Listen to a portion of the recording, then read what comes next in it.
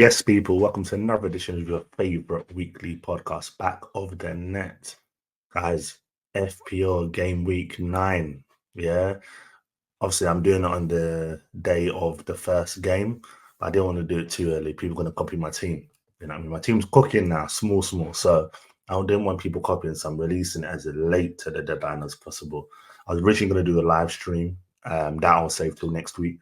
So I'll do it around the deadline of when the player, what's it called? What do they call it? Team news and all of that stuff. But yeah, that'll be for next week. But today, I'm going to talk about my game week 9 team. I'm going to touch on the points that I made last week as well. And as I say always, guys, like, comment, share, subscribe, let people know. Come, guys, if you're not following me on YouTube or subscribe to me on YouTube, feel free, please do. If you don't want to do it, tell a friend to do it. Now, it's a road to 300 subscribers. My target is to try and get there by, I want to say, the middle of November. And then by the end of December, hopefully, God willing, I can be at 500 subscribers and go on from there. But guys, hopefully you enjoy the content. Let me get into it. So, just bear with me as I get my team up. This week, I finished on, do you know what? I'm not going to say, I'm just going to leave it until my team pops up on the screen. Very happy with how this one went. Here we go. Yeah, okay. So this last game week, I finished on 42 points, which is not too bad. Look, average was 36. And in the grand scheme of things, the opposition that some of my players had, it come off well. So as you can see here, I had Flecken, who was away at Man United. This man, I'm not gonna lie, I wasn't happy about this decision here. It's sad because, or annoying, when you've got a keeper, you need some. I always think you need someone that you can rotate for easier games. But it's the one position where you don't want to spend too much money and try and keep it as low as possible so you can build up other areas of your squad. But he's got Ipswich in the next game, so hopefully that can be a clean sheet. It's frustrating as well for me because I was looking at Sells from Nottingham Forest. But and he kept a clean sheet, played well against Crystal Palace. How many points did he get? 11. So yeah, that was a bit of a mad one. But 4 points, we will take that. We move with that. Mikalenko, I'm not gonna lie and say that I started him. Mikalenko was actually on my bench, but due to Saka not playing, he came in, and that was a lovely, lovely surprise to see. 7 points for Mikalenko. Probably will start in my team this week. I don't really think I'm going to adjust that. Sorry, guys, if I'm sniffing. My nose feels a bit blocked. Wet this week is draining me, so I apologize for that. Gabriel, I've got him in defense. I don't think you can sell him yet.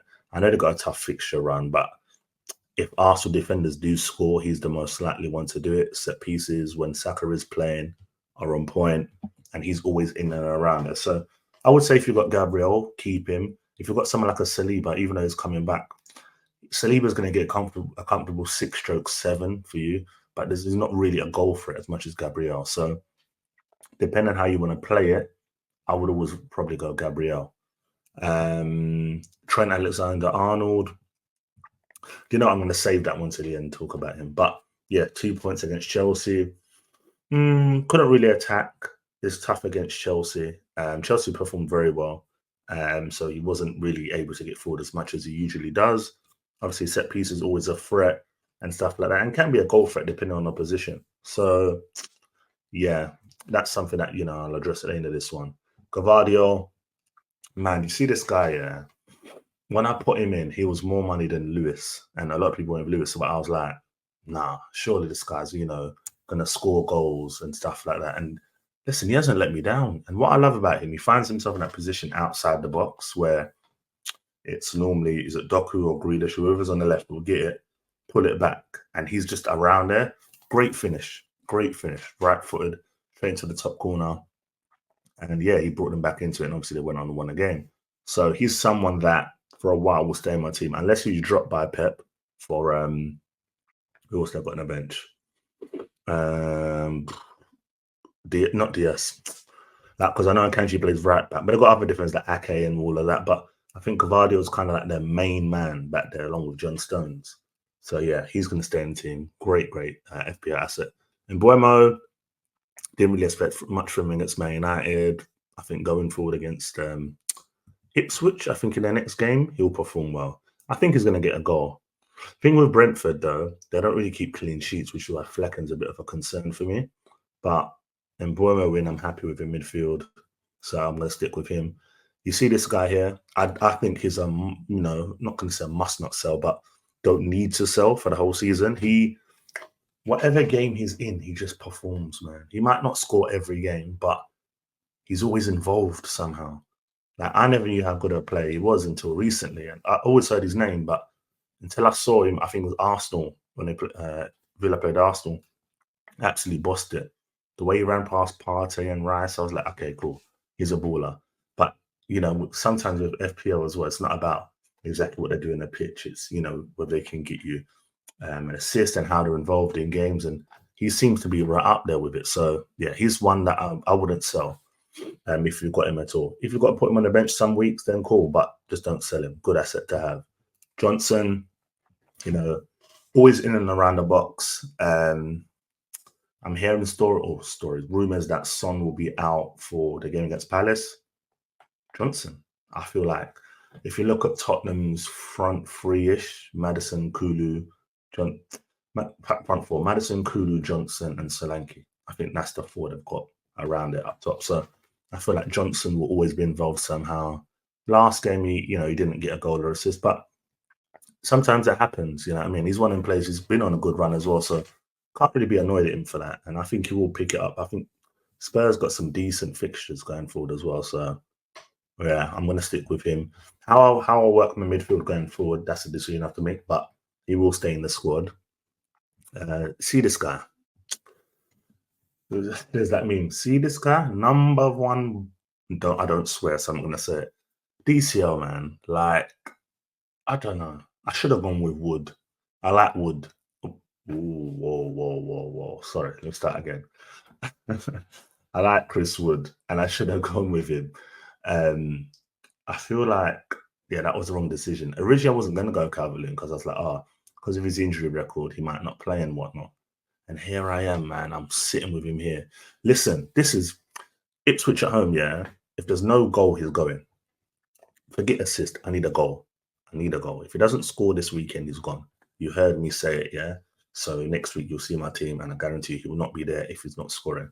Can't do it anymore. I need players that are like banging on points. Look, I've got Haaland here. No goal, assist. Havertz.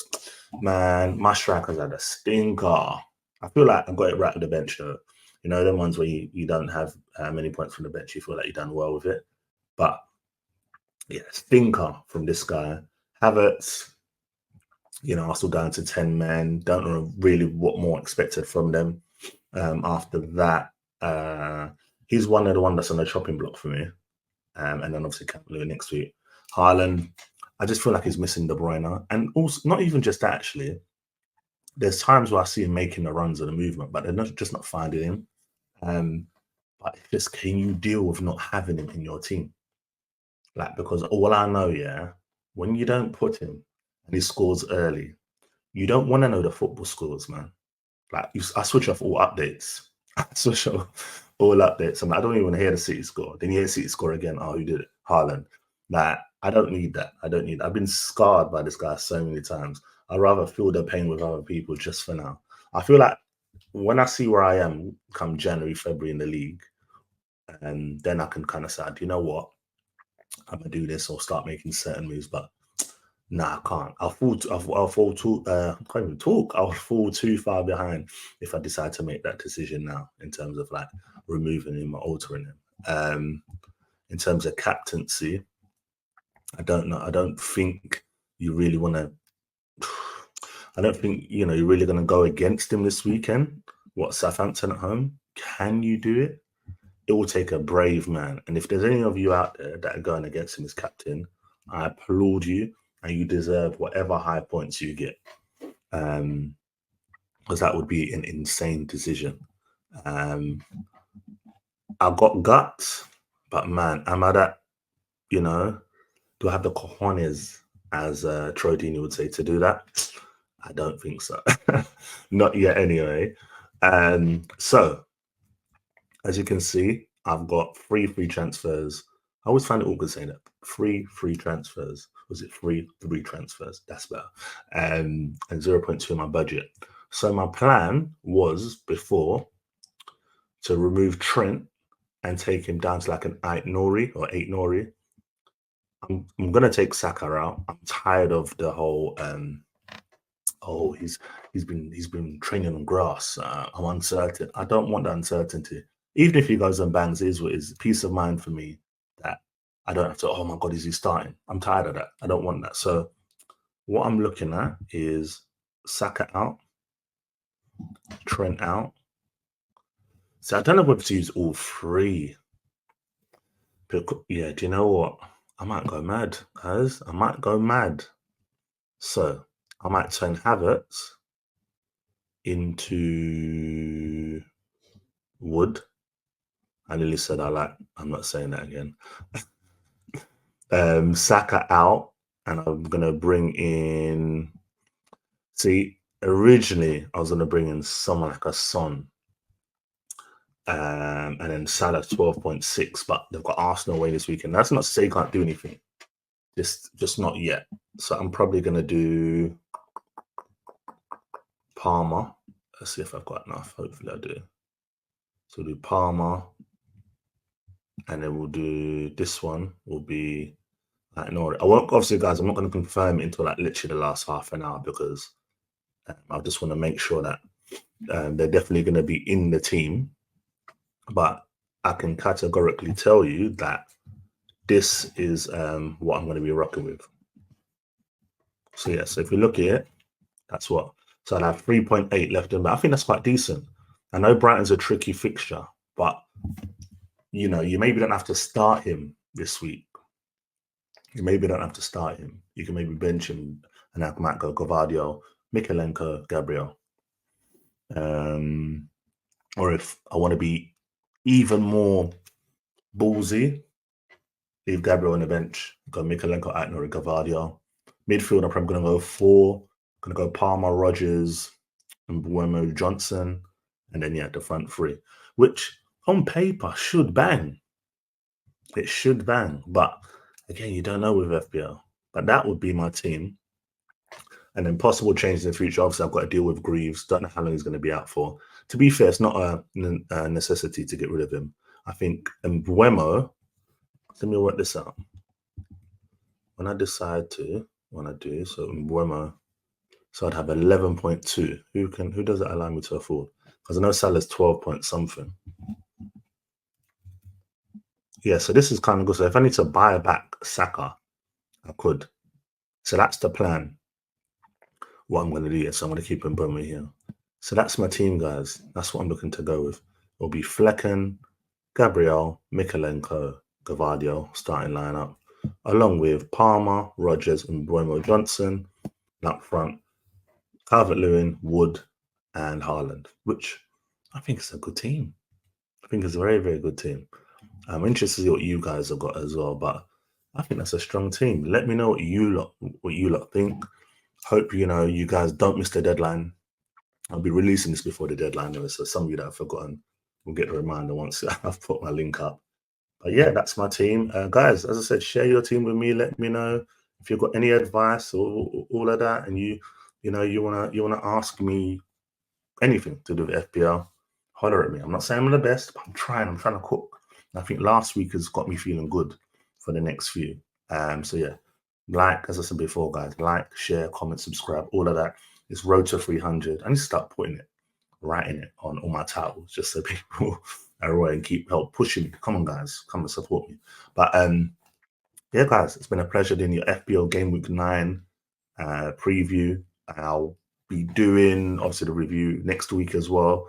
And obviously, as you guys have probably seen, I've jumped on another show midweek, the Cannon Club podcast. So yeah, things are moving fast. But yeah, guys, it's been a pleasure. I'll see you guys later in the week. Have a great weekend, whatever you're doing. Enjoy the football, whoever you support. And I'll see you guys soon. Peace.